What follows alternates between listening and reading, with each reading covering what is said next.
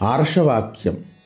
ఈ శ్లోకంలో సారాంశం ఏమిటంటే, తాను చేయవలసినటువంటి పనుల్ని చేయకుండా కేవలం మాటలతో కాలక్షేపం చేసే వ్యక్తి ఒకడు, ఎక్కువగా మాట్లాడకుండా తాను చేయవలసినటువంటి పనుల్ని చేస్తూ తనకి మరియు సమాజానికి మేలు చేసే విధంగా ప్రవర్తించేవాడు ఒకడు.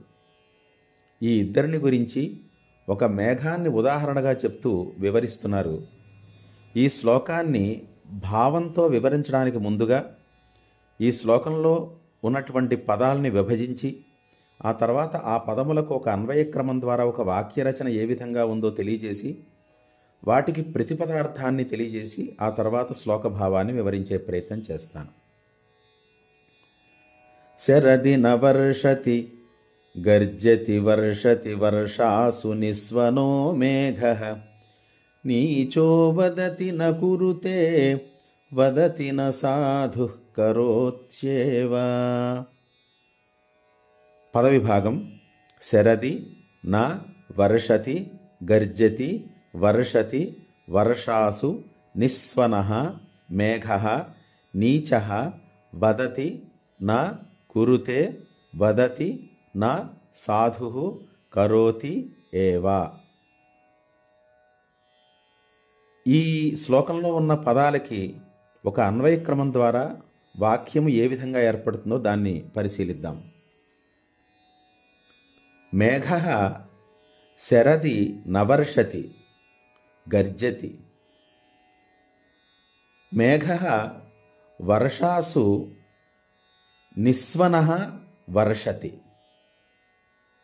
నీచః వదతి న కురుతే సాధుః న వదతి కరోత్యేవ.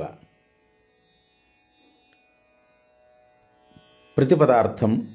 శరది శరత్కాలంలో, మేఘః మేఘము, నవర్షతి వర్షించదు, గర్జతి కానీ ఉరుముతూ ఉంటుంది. మేఘః అదే మేఘము వర్షాసు వర్షాకాలంలో, నిస్వనః ఎక్కువగా ఉరమకుండా, వర్షతి వర్షిస్తూ ఉంటుంది.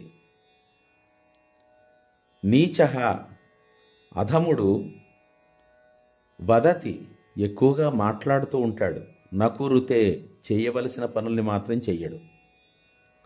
సాధుః సజ్జనుడు, న వదతి ఎక్కువగా మాట్లాడడు, కరోత్యేవ తాను చేయవలసినటువంటి పనుల్ని చేస్తూనే ఉంటాడు. లోకంలో రెండు రకాల మనుషులు ఉంటారు. అందులో ఒకళ్ళు తాము చేయవలసినటువంటి పనుల్ని చేయకుండా ఎక్కువగా మాటలతో కాలక్షేపం చేసేవాళ్ళు. ఇంకొకళ్ళు ఎటువంటి వాళ్ళంటే ఎక్కువగా మాట్లాడరు కానీ జీవితం చాలా చిన్నది, మనం కనుక కాలక్షేపం చేస్తూ ఉంటే మనం చేయవలసినటువంటి పనులన్నీ ఆగిపోతాయి అనే భయంతో తాము చేయవలసినటువంటి పనులను అలా చేస్తూ వెళుతూ ఉంటారు. ఇందులో మొదటి వాళ్ళని ప్రవచనశీలులు అంటారు. అంటే కేవలం వాళ్ళకి మాట్లాడడమే స్వభావం, ఎక్కువగా మాట్లాడుతూనే ఉంటారు వాళ్ళు. రెండో వాళ్ళని ఆచరణశీలులు అంటారు. వాళ్ళకి ఎక్కువగా మాట్లాడడం తెలియదు కానీ చేయవలసినటువంటి పనులు చేస్తూ వెళుతూ ఉంటారు. ఎందువల్లంటే మన జీవితంలో మనకి భగవంతుడు కర్తవ్యాన్ని విధించాడు. ఒక పని ద్వారా మనకు ఒక చక్కని అనుభవం వస్తుంది, అనుభవంతో జ్ఞానం పెరుగుతుంది, జ్ఞానం ద్వారా ఆత్మదర్శనం కలుగుతుంది. అందువల్ల ధర్మాన్ని ఆచరించాలి, ధర్మాన్ని గురించి ఎక్కువ చెప్పకూడదు. ధర్మాన్ని ఎక్కువ ఆచరించడం ద్వారా బ్రహ్మ విచారణ చేయడానికి ఒక సామర్థ్యం ఏర్పడుతుంది. బ్రహ్మతత్వాన్ని ఆచరించలేం కానీ విచారిస్తాం. ధర్మాన్ని ఎక్కువ విచారించకూడదు, ఆచరించాలి. అందువల్లే ధర్మాన్ని పెద్దలు మనం అర్థం చేసుకున్నా చేసుకోకపోయినా ఇలా చెయ్యండి అని విధించేశారు. వారు విధించిన ప్రకారం మనం ధర్మాన్ని అనుష్ఠిస్తే చాలు, మన చిత్తం శుద్ధమయ్యి బ్రహ్మ విచారణ మనకు కలుగుతుంది. కానీ అధములు వీటిని తిరగేస్తారు. అంటే ధర్మాన్ని గురించి ఎక్కువగా విచారిస్తూ మాట్లాడతారు, బ్రహ్మతత్వాన్ని ఆచరించే ప్రయత్నం చేస్తూ ఉంటారు. అది కుదరదు. కానీ సత్పురుషులు అలా కాదు. ధర్మాన్ని ఎక్కువగా ఆచరిస్తారు, బ్రహ్మతత్వాన్ని గురించి విచారిస్తారు. ఇది సరైనటువంటి మార్గం. దీనికి ఉదాహరణ చెప్తున్నారు. లోకంలో పంటలు బాగా పండాలి అంటే మేఘాలు ఉరవడం వల్ల పంటలు చక్కగా పండవు. మేఘాలు వర్షిస్తేనే పంటలు పండుతాయి. శరత్కాలంలో ఏర్పడినటువంటి మేఘాలు అవి గర్జిస్తాయి, కేవలం అవి ఉరుముతాయే కానీ అవి వర్షాలు కలిగించవు. అవి అంటే వాటి వల్ల వర్షాలు కలగవు.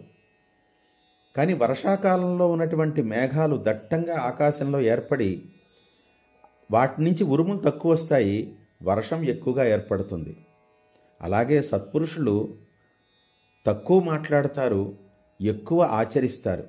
ధర్మాచరణ వల్ల సమాజానికి మేలు జరుగుతుంది. సమాజం ఒక మంచి మార్గంలో, ఒక వ్యక్తి ద్వారా మంచి మార్గంలో ప్రవర్తిస్తుంది. ధర్మాన్ని ఆచరించడం ద్వారా తనకి చిత్తశుద్ధి కలుగుతుంది. ధర్మాచరణే వర్షం లాంటిది. అందువల్ల ఎక్కువగా ధర్మాన్ని గురించి మాట్లాడడం, ధర్మ ప్రవచనాలు చేయడం, ధార్మిక ప్రవచనాలు చేయడం అనేది కేవలం శరత్కాలంలో మేఘం గర్జించినట్టే కానీ అది వర్షం మాత్రం కాదు. అందువల్ల ప్రతి వ్యక్తి కూడా మాటలతో కాలక్షేపం చేయడం అనే అంశాన్ని తగ్గించి కేవలం క్రియాశీలతకి ఎక్కువ ప్రాధాన్యం ఇచ్చి స్వధర్మానుష్ఠానం చెయ్యాలి. ఇలా ప్రతి వ్యక్తి కనుక ఆలోచిస్తే మన దేశం చక్కగా సంస్కృతితో వెలుగుతూ ఉంటుంది అని పెద్దలు మనకి చెప్పినటువంటి నీతివాక్యం. మీ యనమండ్ర శ్రీనివాస శర్మ. మీకు ఈ వీడియో నచ్చినట్లయితే లైక్ చేయండి, షేర్ చేయండి, మీ అభిప్రాయాన్ని కామెంట్ రూపంగా తెలియచేయండి. అలాగే ఈ ఛానల్ని సబ్స్క్రైబ్ చేసుకోండి.